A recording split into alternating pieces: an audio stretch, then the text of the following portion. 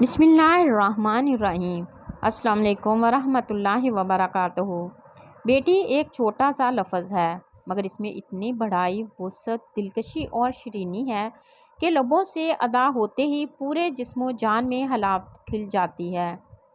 بیٹی سے محبت یقیناً سنت نبی صلی اللہ علیہ وآلہ وسلم ہے۔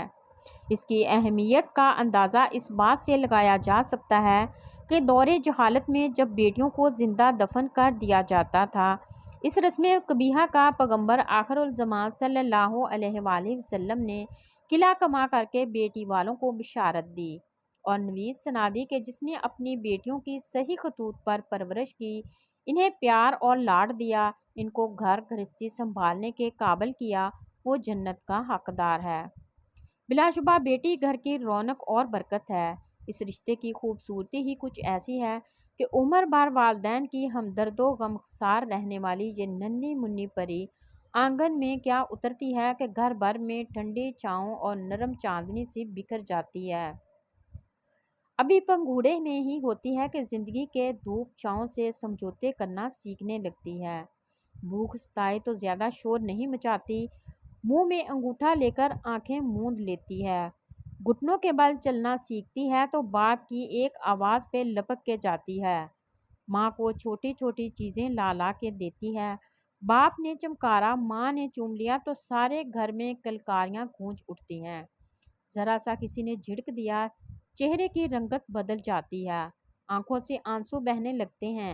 جب پاؤں پاؤں چلنا سیکھتی ہے تو ماں کے کتنے بکھیڑے سمیٹ لیتی ہے۔ کبھی ساتھ بیٹھی مٹر پھلیاں چیر رہی ہوتی ہے تو کبھی دھلے کپڑے سمیٹ لیتی ہے۔ باپ کے جوتے برش کرتی ہے تو ماں کے الجھے بالوں میں کنگھی بھی پھیر لیتی ہے۔ یہ پکڑ وہ رکھ، یہ کر وہ اٹھا، یہ لا وہ دے۔ ننھے ننھے قدم بڑے بڑے کام کر کے یہ ننھی پری کہاں کہاں اپنی موجودگی کا احساس نہیں دلاتی، اپنی باتوں سے آنگن کو مہکاتی اور اپنی چہکار سے گھر کو رونق بخشتی ہے۔ ذرا بڑی ہو گئی پھر تو ہر کام میں باقاعدہ ہاتھ بٹانے اور حصہ ڈالنے لگتی ہے، بہن بھائیوں کے 20 مسئلے حل کرتی ہے، باپ کی الجھنیں سلجھاتی، ماں کا اشارہ آبرو سمجھتی ہے۔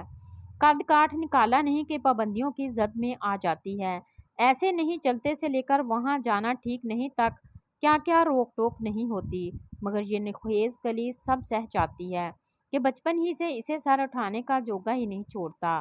تم پرایا دھن ہو، تم پرائی امانت ہو، سسرال جا کے بہت کچھ سہنا پڑتا ہے، سارے گر نہیں سیکھو گی تو پرائے گھر جا کے ماں باپ کی ہنسی اڑاؤ گی اور یہ بھی نہ جانے کیا کیا ڈراوے اسے بار بار سہنے پڑتے ہیں۔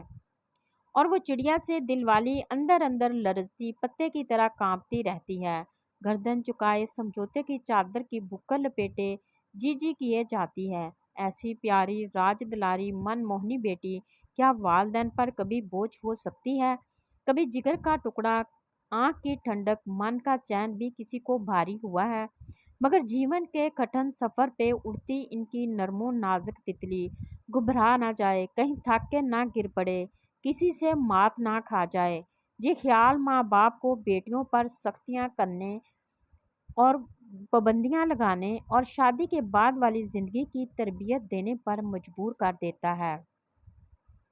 کیونکہ سچ تو یہی ہے کہ بیٹی شاہ کی ہو یا گدا کی، ایک نہ ایک روز بیاہنی پڑتی ہے۔ امانت اس کے مالک کے سپرد کرنا ہی ہوتی ہے کہ یہی اصل حقیقت ہے۔ مالکے کون و مکان کا ابدی حکم ہے، اپنے گھر کی ساری رونق، ٹھنڈک، روشنی کسی دوسرے کے حوالے کرنا کوئی آسان بات نہیں۔ بابل کا جیا کٹ کٹ جاتا ہے، ماں ممتا کی ماری اپنی گڑیا سے نظریں ملاتے ڈرتی ہے، کہیں باندھے بند ٹوٹ نہ جائیں۔ دونوں دل پر پتھر رکھ کے اس کی رخصتی کا سب سامان اور سارا اہتمام خوشی خوشی کیے جاتے ہیں کہ کہیں کوئی کسر، کوئی کمی ان کی لاڈلی کے دل میں ہلکی سی بھی کوئی پھانس، کوئی چبھن نہ چھوڑ جائے۔ ظاہر ہے ایک بیٹی اپنے والدین کی جو خدمت کرتی ہے وہ کئی بیٹے مل کر بھی نہیں کر سکتے۔ اس کی ایک وجہ یہ بھی ہے کہ بیٹیاں اگرچہ پرائی ہوتی ہیں تاہم پرائے گھر میں جانے کے بعد بھی وہ اپنے میکے کو نہیں بھولتی، وہ اپنے پیا کے گھر میں ہو کر بھی ہمیشہ اپنے میکے کے لیے سوچتی اور تڑپتی رہتی ہیں۔ چنانچہ والدین کا بیٹوں سے محبت فطری عمل ہے جس کا فائدہ داماد کو ملتا ہے۔ اکثر دیکھنے میں آتا ہے کہ بیشتر گھروں میں جو مقام بیٹیوں کو نہیں مل پاتا وہ داماد کو مل جاتا ہے۔ داماد کی خوشنودی کے لیے بڑی بڑی قربانیاں دی جاتی ہیں، اس لیے کہ اس میں محض اپنی بیٹی کا سکھ تلاش کیا جاتا ہے۔ بیٹی کی خواہشات کے لیے ماں باپ اپنی خواہشات کو قربان کر دیتے ہیں، اپنی خواہشات لٹا دیتے ہیں اور پھر ہر قسم کی قربانیاں دیتے ہیں۔ کبھی کبھی ان کی خوشی کے لیے دائمی غم اختیار کر لیتے ہیں، خود خون کے گھونٹ پی لیتے ہیں اور اپنے آنسو خشک کر لیتے ہیں۔